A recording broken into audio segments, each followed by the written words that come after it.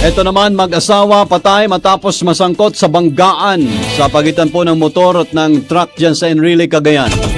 Katropa natin sa balita, JP Saking ng XFM Tugigaraw.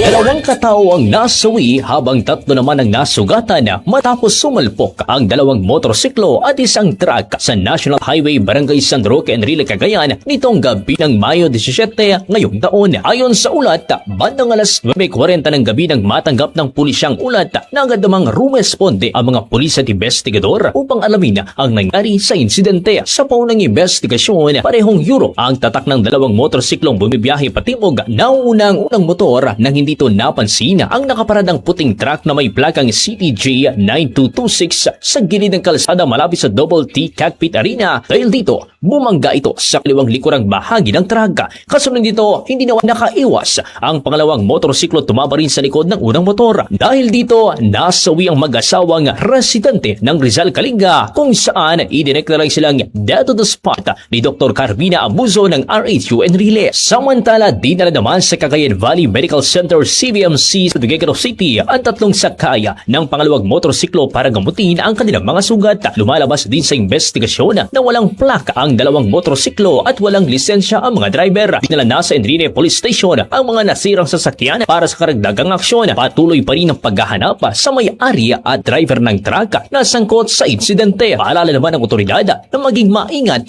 sa pagmamaneho lalo na sa gabi at sa madidilim na bahagi ng kalsada at iwasan ang pagmamaneho ng nakainom, inaantok at sumunod sa batas trapiko upang maiwasan ang insidente. Mula dito sa Region 2 Regional Center Tuguegarao City, mula sa himpilan ng 95.7 XFM Tuguegarao, para sa nagkakaisang Pilipino sa Pilipinas at sa buong mundo, ito si Katropang JP Saking, XFM News. Cellphone Plus Gold, mapalit sa mga butika sa inyong lugar.